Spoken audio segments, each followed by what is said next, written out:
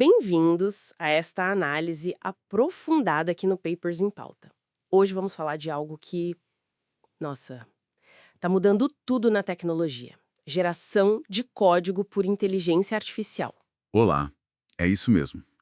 Hoje a gente vai dar uma olhada em como a IA está de fato aprendendo a programar. Vamos analisar umas fontes bem recentes que investigam isso, sabe? De ângulos diferentes.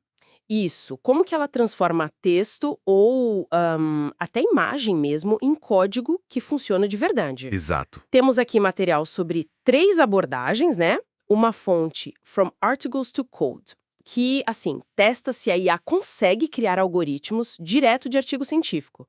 Parece coisa de filme. Pois é. E outra, que foca num benchmark chamado iFall Code. Avalia uma coisa super importante. Será que a IA só acerta na funcionalidade ou ela consegue também seguir instruções específicas? Tipo, use essa função, não passe de X linhas. Entendi a diferença. É crucial isso. E a terceira fonte, sobre o Screen Coder, leva a gente para o mundo visual. Mostra como a IA pode pegar uma imagem, tipo o design de uma interface, e transformar em código front-end, HTML, CSS. Nossa, bem interessante. Vamos mergulhar nisso, então. Começando por essa ideia de gerar código a partir de artigo, o tal From Articles to Code. Parece mágico mesmo, mas e na prática? Deu certo? Olha, os pesquisadores pegaram os modelos bem avançados, tipo o GPT-4 Mini-AI, sabe? E tentaram fazer ele implementar algoritmos. Alguns até complexos como o Random Forest, que se usa muito em dados, ou o Combat, de bioinformática, Hum. usando só a descrição que estava no artigo científico original. A ideia era ver se a IA podia gerar isso sob demanda, né? Quem sabe até dispensando aquelas bibliotecas que o pessoal mantém. E aí, funcionou? O código que a IA gerou ficou bom, comparável com o que já existe? Então, em muitos casos, sim. Surpreendentemente, o desempenho foi quase idêntico ao das bibliotecas padrão. Sério? Que legal. É. Mas tiveram tropeços, claro. A IA teve dificuldade quando a descrição no artigo era meio ambígua, sabe? Ou quando a estrutura de dados era muito complexa e não estava super bem explicada. Aconteceu com uns algoritmos chamados Augusta e Surf. Ah, entendi. Isso mostra que depende muito da clareza do artigo, né? Total. A clareza do texto científico vira um ponto-chave para a qualidade do código. Mas isso me levanta uma questão. E a validação? Como que a gente garante que esse código gerado automaticamente é seguro, é correto? Principalmente se a descrição original tiver alguma ambiguidade, né? É um ponto central, sem dúvida. A validação fica ainda mais crítica. A visão maior aqui é essa de transformar artigos em especificações executáveis para acelerar uma aplicação da pesquisa. Mas essa ponte entre a descrição e um código realmente confiável ainda precisa de muita segurança, muito teste. Faz todo sentido. Bom, agora falando em seguir regras. Porque gerar código que funciona é uma coisa, outra bem diferente é fazer ele seguir restrições, né? Tipo, use recursão aqui, evite essa biblioteca, não passe de 10 linhas. É aí que entra o tal do if-vel code. Precisamente. O if-vel code é um benchmark novo, criado justamente para medir essa geração controlada. Eles testaram mais de 40 modelos em várias linguagens, Python, Java, C++. Nossa, bastante coisa. Sim. E avaliaram duas coisas.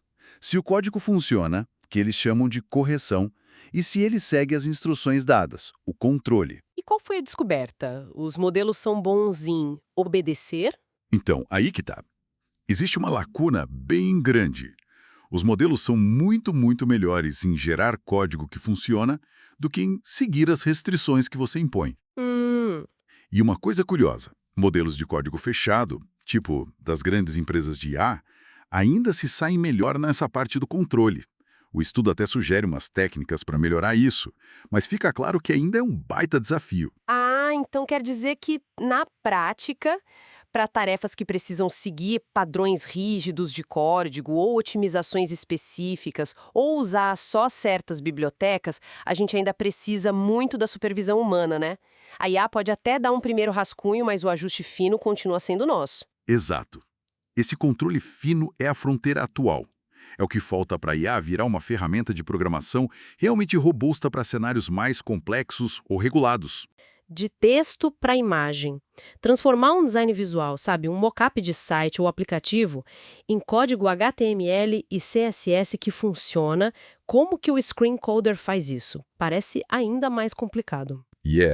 É complexo porque envolve entender o espaço, os detalhes visuais, coisas que esses modelos de visão-linguagem e os VLMs ainda têm uma certa dificuldade. O Screen Coder propõe uma abordagem modular, bem inteligente. Ele divide a tarefa em 3 agentes, cada um com uma especialidade. Uma divisão de trabalho para IA, como assim? Explica melhor. Tipo isso. Primeiro, tem um agente que eles chamam de grounding. Ele olha para a imagem, identifica, localiza os componentes. Aqui tem um cabeçalho, ali um botão, uma barra lateral. Ok. Depois, entra o agente de planning. Ele organiza esses componentes numa hierarquia, sabe? Aplicando princípios de design de front-end mesmo, tipo usando CSS Grid para organizar o layout espacialmente. Uhum. E por último, o agente de Generation pega esse plano e cria o código HTML e CSS de forma adaptativa, baseado no plano e uns prompts específicos. Que interessante essa ideia de módulos. Imagino que isso torne o processo mais transparente, né? E talvez mais preciso. Sim, exatamente. A precisão do layout e a qualidade do código em geral melhoram bastante com essa divisão. E eles foram além, usaram essa estrutura para gerar automaticamente um monte de dados de treino, pares de imagem e código, e refinaram um VLM específico, o Qwen 2.5VL, usando aprendizado por reforço. Ah, aquela técnica de aprender com tentativa e erro, né? Isso, e um detalhe bem legal é que ele consegue colocar as imagens reais do design no código gerado, não só aqueles espaços cinzas que a gente via antes. Uau! Então a IA não está só escrevendo código, mas está enxergando o design e traduzindo a estrutura dele. As implicações para quem trabalha com front-end podem ser gigantescas. Sem dúvida.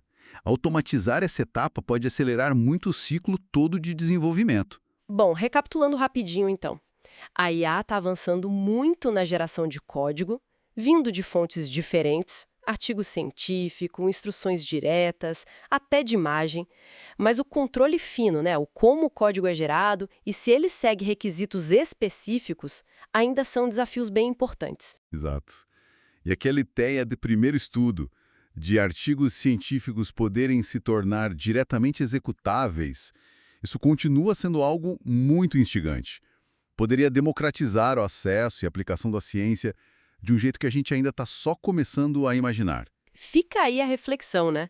Conforme essas ferramentas evoluem, como será que o papel do desenvolvedor humano vai se transformar? Talvez um foco maior em arquitetura, em validação, nesse controle fino que a IA ainda não domina totalmente. Uma pergunta essencial para o futuro, com certeza. Obrigado por nos acompanhar nesta análise hoje. Valeu, pessoal. Até a próxima.